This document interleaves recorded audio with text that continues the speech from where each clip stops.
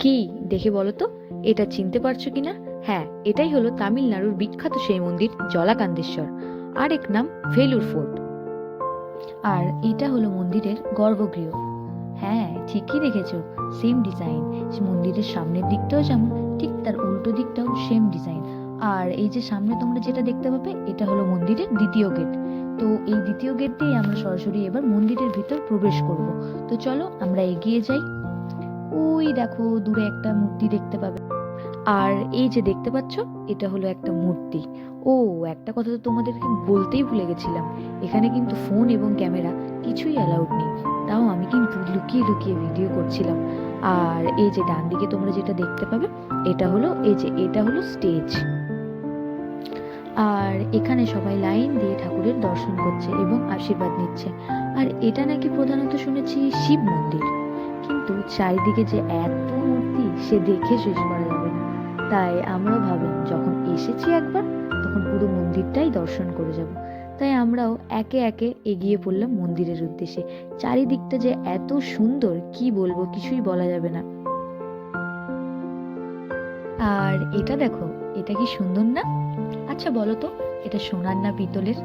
আমিও না ঠিক কনফিউজ। পুরো মনে হচ্ছে না পুরোটা যেন সোনা দিয়ে বাঁধানো। সত্যি তাই লাগছে। এখানে দেখো কি সুন্দর ছোট ছোট দুটো মূর্তি। আর এখানে কিন্তু শেষ নয়, এই তো সবে শুরু। চলো আমরা এবার এগিয়ে গিয়ে দেখি আরো কি কি দেখা যায়। ওই যে কাপড় দিয়ে যেগুলো মোড়া রয়েছে, তার ভেতরে কিন্তু আছে অনেক ছোট ছোট মূর্তি। আর এটা যেটা দেখতে পাচ্ছ, এটা হলো খাজানা ভর্তি কুয়ো। দেখবে দেখবে, দাঁড়াও, এক মিনিট দাঁড়াও।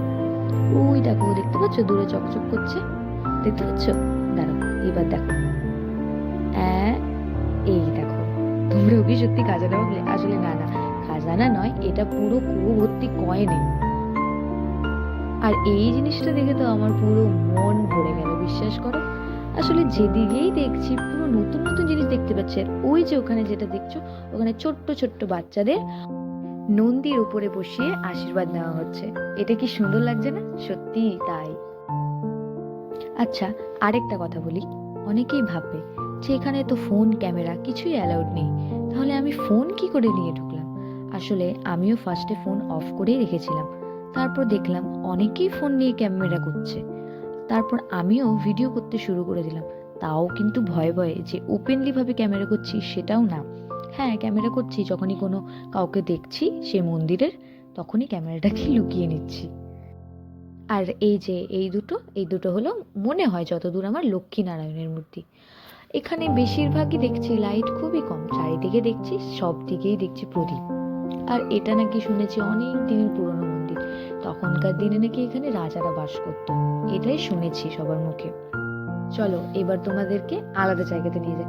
ওই যে দেখো ছোট ছোট দুটো মূর্তি ওই দিকে আছে। মনে হয় সব যে লাইন করে যে মূর্তিগুলো দেখতে পাচ্ছ, একদিকে ছিল সব ছেলে মূর্তি, আর একদিকে ছিল পুরোটাই মেয়ে মূর্তি। আর এই যে এইটা যেদিকে যাচ্ছি, একটু আগে আমরা যেখানে গেছিলাম লক্ষ্মীনারায়ণের মূর্তি, ওটা হলো ঠিক অপোজিট সাইড, আর এটা হলো উল্টো দিকে। চলো মন্দিরের ভিতরে প্রবেশ করতেই দেখি একদম সাক্ষাৎ নাগ দেবতা। এতক্ষণ ধরে আমরা মন্দিরের বাইরেই ঘুরছিলাম, এবারে চলে এলাম একদম আসল জায়গায়। এখানে তো তা ফোন নিয়ে ঢুকতে পারলাম। আর আগের দিন আমরা যেখানে গেছিলাম সেটা হলো গোল্ডেন টেম্পল। ওখানে তো মন্দিরে প্রবেশ করার আগেই ফোন জমা দিতে হয়েছিল। ক্যামেরা করতে করতে আমি ভুলেই গেছিলাম যে এখানে শুধু আমিই আছি, আর কেউ নেই। তারপর আমি চলে গেলাম যেখানে একদম মা বাবার সবাই ছিল। এখানে এসে দেখি এখানেও সে লম্বা লাইন। আমি বললাম তাহলে ঠিক আছে, ঠাকুর দর্শন করার জন্য তো লাইন দিতেই হবে। তো চলো লাইনটা আগে দিয়ে নিই, তারপরে আরো পুরো ভিডিওটা দেখাচ্ছি। এই যে লাইন দিয়ে দিয়ে, এটাই হলো পুরো ভেলুর ফোর্টের, মানে জলাকান্দেশ্বরের এটাই আসল ঠাকুর। তারপরে আমরা এখান দিয়ে বেরিয়ে দেখতে পাই একদম লাইন করে সব মূর্তি রাখা আছে। অনেক মূর্তি অনেক মূর্তি, তার মধ্যে এখানে একটাও কিন্তু বুঝতে পারছি না যে কোন দেবতা বা কিছু। এইটাই একমাত্র বুঝতে পেরেছিলাম যে এটা হলো নটরাজ। তারপরে আমরা আগের দিকে এগিয়ে গেলাম, যে এই জায়গাটাতে আমি একা চলে এসেছিলাম। এখানেও একটা মূর্তি রাখা রয়েছে। তারপর মা যে এখানে আশীর্বাদ করে নিল, আমাকেও একটু আশীর্বাদ দিয়ে দিল। তারপরে আমরা এই মন্দিরটা থেকে এবার বেরিয়ে গেলাম, এবার আবার সেই বাইরে চলে গেলাম। এটাই হলো পুরো ভেলুর ফোর্টের মানে জলাকান্দেশ্বরের অন্দরমহল। এবার আমরা যেহেতু পুরোটা দর্শন করা হয়েছে এই জন্য আমরা এবার বাইরে চলে যাচ্ছি। মাকে বলছিলাম মা চলো ওই জায়গাটা গিয়ে ফটো তুলি, মা বলছে না না দেখেই ভয় লাগছে আবার ফটো কে তোলে।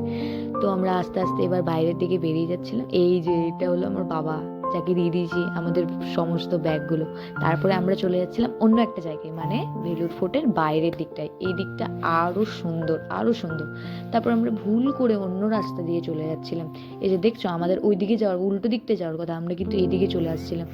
তারপর বাবা বলে যখন চলে এসেছি তখন দেখা যাক এই দিকটা একটু ঘুরে আসি, তারপর ওই দিকটা যাব। তারপরে এই যে দেখতে পাচ্ছ ছোট্ট ছোট্ট কুঠুরি, দেখবে এই দেখো এগুলো কুঠুরি না, এগুলো হচ্ছে আগেকার দিনে মানে রাজাদের দিনে তখনকার দিনের এগুলো জেলখানা। তো আমরা এগিয়ে যাচ্ছি এগিয়ে যাচ্ছি, আর দেখবে মারা একটা জিনিস দেখছিল, সে জিনিসটা বলা যাবে না, সেটা সিক্রেট জিনিস।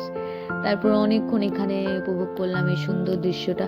আর এই জলটাতে শুনেছি নাকি আগেকার দিনে যখন রাজারা থাকতো যেন মানে শত্রুরা এখানটা পেরোতে না পারে তার জন্য নাকি এই জলটার মধ্যে 10,000 খানা কুমির রেখেছিল। তারপর আমরা এগিয়ে গেলাম। তারপরে এই জেলখানাটাকে ভালো করে দেখার চেষ্টা করছিলাম যে যদি ভিতরে এখনো কিছু থাকে। তারপর ওখান থেকে কেউ একজন এসে বললো না ওখানে যেও না, ওখানে অনেক সাপ থাকে। তারপর আমরা দৌড় মার প্রাণে। এই দেখো সেই অপরূপ দৃশ্য, কি সুন্দর লাগছে না? জানি ভিডিওটা পোস্ট করতে আমার অনেক দেরি হয়ে যাবে, কারণ যখন ভিডিওগুলো করেছি তার 2-3 দিন পরেই আমার অপারেশন হয়েছিল, তাই ভিডিওটা পোস্ট করতে আমার অনেকটা দিন সময় লেগে গেছে।